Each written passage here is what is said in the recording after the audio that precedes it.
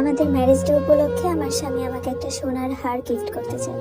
সেটা আমার শাশুড়িকে সে জানায়। আমার শাশুড়ি বলে যে ঠিক আছে, তুই টাকা আমার কাছে দিয়ে দিস, আমাদের পরিচিত স্বর্ণের দোকান থেকে স্বর্ণের নেকলেস বানিয়ে দিব, কতর মধ্যে দিবি সেটা আমাকে বলে দিস।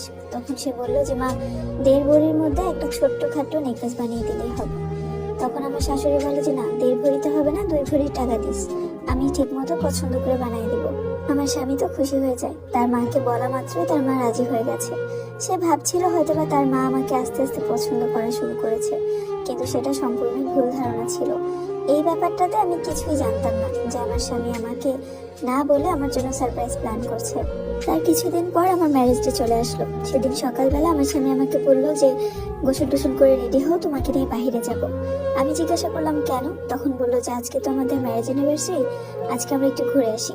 আমার মনে ছিল যে আমার বিয়ের প্রথম বছর, কিন্তু আমি কাউকে কিছু বলার সাহস পাইনি, কেউ আমাকে একটু উইশও করেনি। তারপর আমি গোসল করে রেডি হলাম। তখন আমার শাশুড়ি বলছে যে তার বড় মেয়ে নাকি বাড়িতে বেড়াতে আসবে জামাই সহকারে, আমি যেন বাড়ি থেকে না বের হই। আমি আমার স্বামীকে যে বললাম, সে চুপচাপ হয়ে গেল। আমি ভেবেছিলাম হয়তোবা আমার স্বামী কিছু বলবে, কিন্তু সে চুপ ছিল। হয়তোবা সে এটাই ভাবছিল যে মা তো জানে, জানার পরও বিষয়টাকে কেন এড়িয়ে গেল আর আমাদেরকে বেরোতে দিল না কেন। আমার স্বামীর ধারণা ছিল হয়তো বা আমার শাশুড়ি কিছু একটা করবে, তাই বললো আচ্ছা ঠিক আছে, আমরা বিকেল বেলা বের হবো, সন্ধ্যার পরে, এখন রান্না বান্নার ব্যবস্থা করো, যেহেতু বোন আসছে। আমি তার কথা মতো বাইরে পরার ড্রেস খুলে আবার বাসায় পরার জামা পরে পাখির ঘরে চলে গেলাম। যে রান্না বান্না করলাম, শাশুড়ি যা যা বললো তা ব্যবস্থা করে দিলাম। আমার শাশুড়ি রান্না করলো। একদিক দিয়ে ভাবছিলাম হয়তো বা আমার ম্যারেজ ডের জন্যই সে রান্না বান্না করছে, কিন্তু না, সেদিন আমার ছোট ননদকে দেখতে আসবে বড় ননদের শ্বশুর বাড়ি থেকে। মানে আমার যে ননদটার বিয়ে হয়ে গেছে, সেই ননদের শ্বশুর বাড়ি থেকে ছোট ননদকেও দেখতে আসবে। মানে একই বাড়িতে ওরা বিয়ে দিবে আশেপাশে।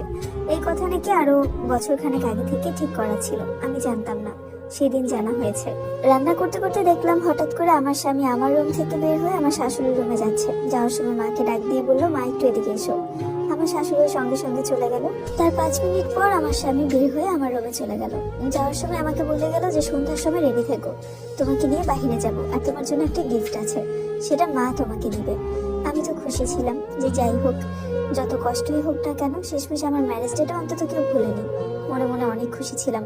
এই দিক দিয়ে আমার বাবার বাড়ির মানুষজন আমাকে ফোন দিয়ে উইশ করছিল, কিন্তু সাহসী কুলাচ্ছিল না বলতে যে বাবা মা তোমরা আসো আমার কাছে, একটু দেখা করে যাও আমার সাথে, বা একসাথে দুমুঠো খাই। কারণ আমার শাশুড়ি যে মানুষ, যদি শুনে তার মেয়ে আসার সময় আমি আমার বাবার বাড়ির লোকজনদের বলেছি, তাহলে বাড়িতে তুলকালাম হয়ে যাবে। তাই আমি আর বলিনি।